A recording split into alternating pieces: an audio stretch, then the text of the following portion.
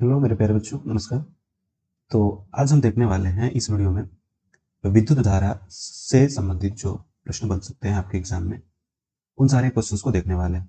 तो ये आपके अगले जो 10 मिनट होने वाले हैं, इसमें हम लोग देखेंगे फिजिक्स के सबसे जो महत्वपूर्ण क्वेश्चंस हैं, जो आपके एग्जाम में हर साल आने की संभावना होती है। तो इन सारे क्वेश्चंस को देखा जाएगा। तो इसमें क्या होगा, तो इसमें आपको देखने को मिलेगा विद्युत धारा के जो लगभग हर साल पूछे जाने वाले जो क्वेश्चंस होते हैं और किन किन टॉपिक से ज़्यादा क्वेश्चंस बनते हैं, उन सारे क्वेश्चंस को देखा जाएगा। तो चलिए देर ना करते हुए हम लोग डायरेक्ट क्वेश्चंस को देखते हैं।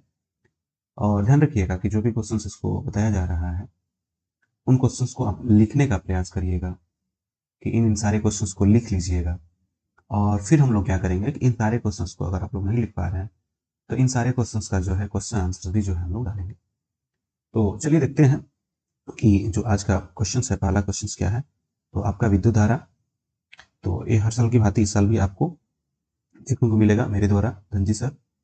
फिजिक्स का हिट गेस क्वेश्चन है और यह 2026 के एग्जाम के लिए उपयोगी है, जो आपका आगामी एग्जाम है उसके लिए। और आज की वीडियो में हम लोग विद्युत धारा को कवर करने वाले हैं, जो इलेक्ट्रिसिटी है, करंट है। इसमें आपको देखने को क्या मिलेगा, तो इसमें आपको देखने को मिलेगा शॉर्ट टाइप क्वेश्चन आंसर, मतलब लघु उत्तरीय क्वेश्चन आंसर। और आपको टॉपिक वाइज मिलेगा, आप पहले टॉपिक्स को पढ़ लीजिए और उसे क्वेश्चन लिखिए।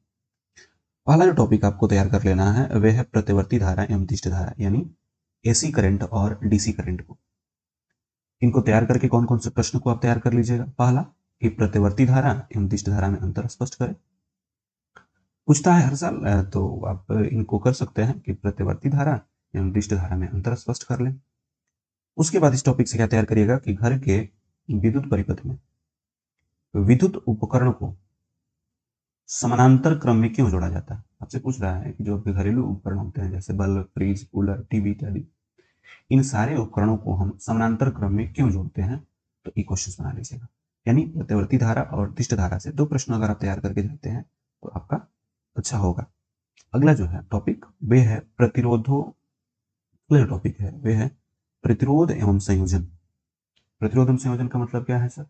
जो हमारा प्रतिरोध है उसको जोड़ना कैसे है। तो प्रतिरोधों के संयोजन को आप तैयार कर लीजिएगा। रेजिस्टेंस ऑफ कॉम्बिनेशन से संबंधित कौन कौन से प्रश्न बन सकते हैं, तो देख लीजिए। इनसे बन सकता है पहला कि प्रतिरोधों का सामूहिकरण क्या है, या विद्युत परिपथ के साथ वर्णन करें। आपको बताना है कि प्रतिरोधों का समूहीकरण क्या है और विद्युत परिपथ में वर्णन कैसे किया जाता है, इसको तैयार कर लीजिएगा। अथवा प्रतिरोधों का संयोजन क्या है। देखिए ऊपर वही है कि प्रतिरोधों का समूहीकरण क्या है या प्रतिरोधों का संयोजन क्या है और यह कितने प्रकार के होते हैं। तो आपसे कोई पूछे कि प्रतिरोधों का संयोजन क्या है और यह कितने प्रकार के होते हैं, तो इन सारे क्वेश्चंस को तैयार कर लीजिएगा। और जब तैयार करके आप इन सारे क्वेश्चंस को ले जाइएगा तो आपको अच्छा बेनिफिट्स होगा। तो प्रतिरोध से आप क्या है, प्रतिरोधों का संयोजन तैयार कर लीजिए। फिर किसी चालक में प्रतिरोध क्यों उत्पन्न होते हैं, इसको तैयार करिएगा। या प्रतिरोध की उत्पत्ति का कारण क्या है। पांचवा क्वेश्चन बन सकता है प्रतिरोधकता या विशिष्ट प्रतिरोधकता क्या है। आपको यह बताना है कि प्रतिरोधकता और विशिष्ट प्रतिरोधकता क्या है। और जो अगला क्वेश्चन आप इनको इनमें से तैयार करिएगा वे होगा किसी चालक का प्रतिरोध किन किन कारकों पर निर्भर करता है। ये वाला सबसे इंपॉर्टेंट, कई बार ये क्वेश्चन पूछा हुआ है कि किसी चालक का प्रतिरोध किन किन बातों पर निर्भर करता है। तो आप छठा क्वेश्चन और पांचवा क्वेश्चन इन दोनों को जरूर तैयार करके जाइएगा। सातवां, किसी तार का प्रतिरोध उसके अनुप्रस्थ काट के क्षेत्रफल से कैसे प्रभावित होता है। आपको बताना है कि कोई तार है, उसका प्रतिरोध उसके अनुप्रस्थ काट के क्षेत्रफल से कैसे प्रभावित होता है। ये आपका है सातवां क्वेश्चन, इसको भी तैयार करिएगा।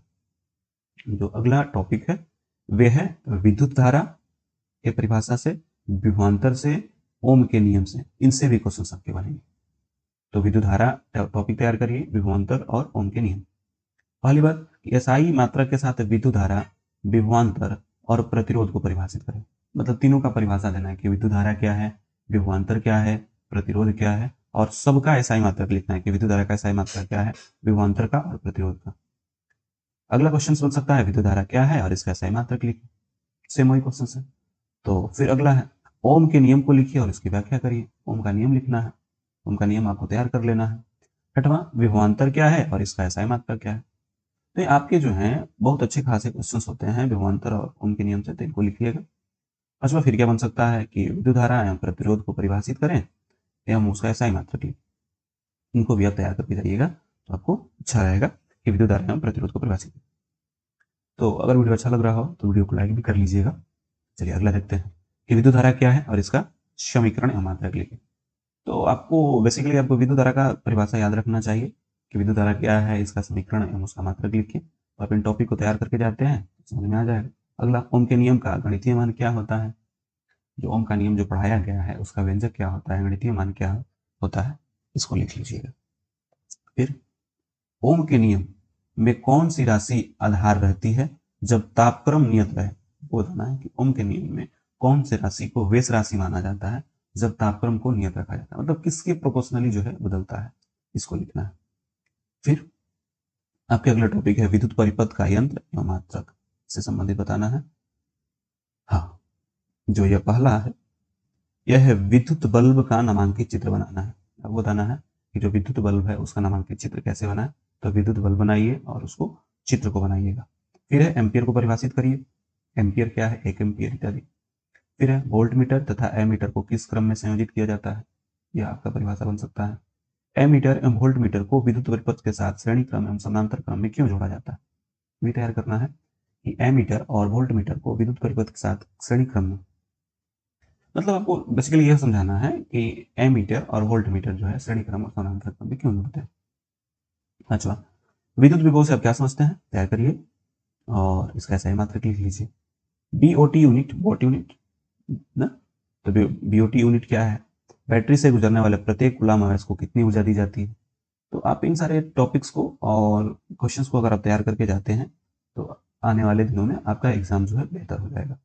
तो टॉपिक्स में कौन कौन टॉपिक याद करना है, याद कर ले जाना है, तो विद्युत परिपथ और यंत्र, और उसके बाद कौन सा, उसके बाद आपका विद्युत धारा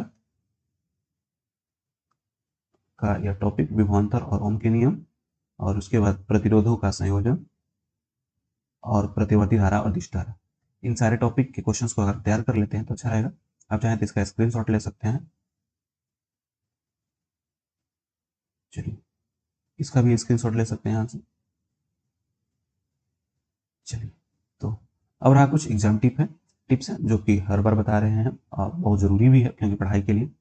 पहली बात कि यह टिप्स में क्या है कि विद्युत धारा के अध्याय से संभावित प्रश्न थे और ये हर वर्ष जो है मतलब इन्हीं में से 90% जो प्रश्न है हर बार परीक्षा में पूछे जाते हैं। छात्र इन्हें याद करने के लिए आप किरण आरेख या जो चीजें उसको उपयोग कर सकते हैं और रिविजन के रूप में क्या कर सकते हैं, क्योंकि एग्जाम क्लियर करने के लिए आपको रिवीजन बहुत जरूरी होता है। तो रिवीजन आप इन तरीकों से कर सकते हैं। पहला कि आप एक पढ़ने का समय तय करिए या पढ़ेंगे कब, और हर दिन कम से कम 3 विषय पढ़ें। समय फिक्स करें, 3 दिन पढ़ें और हर चैप्टर के बाद रिवीजन करें। सूत्र एवं परिभाषा अलग कॉपी पे लिखें, तो जो सूत्र है परिभाषा है इनको अलग अलग कॉपी पे लिखें ताकि आपको पढ़ने में आसानी हो। रोज करीब जो है 40 से 80 ऑब्जेक्टिव प्रैक्टिस करें। पुराने साल के प्रश्नों को देखते रहें, कठिन टॉपिक को सुबह में पढ़ें और हर घंटे छोटे छोटे ब्रेक लें, ताकि बड़ा ब्रेक नहीं, छोटा सा ब्रेक लेकर आप काम करते रहें। नई चीज़ों को आखिरी समय में मत पढ़ें, तो जो पढ़ें उसको ज़्यादा रिवीजन करें। नींद पूरे लें और शांत रहें, मतलब ज़्यादा खौफ में भी नहीं रहना है। अच्छी नींद 5 से 6 घंटा का नींद आपको जरूर लेना चाहिए। पेपर साफ साफ लिखें, अगर आप लिख रहे हैं तो पहले आसान प्रश्न को हल कर लें और समय का ध्यान रखें और अंत में पेपर जांच कर लें। तो अगर आप इन सारी चीज़ों को अगर आप ध्यान में रखते हैं तो आपका जो एग्ज़ाम है बहुत बेहतरीन हो सकता है। तो उम्मीद है कि यह वीडियो आपको अच्छा लगा होगा और इसी तरह का जो अगला टॉपिक है, अगला जो चैप्टर है उसको ले जाने का प्रयास किया जाएगा और इससे पिछले जो जो तो मतलब 3 चैप्टर का डाल दिया गया है उन सारे को भी आप देख सकते हैं। चलिए फिर मिलते हैं अगले वीडियो में, तब तक के लिए धन्यवाद।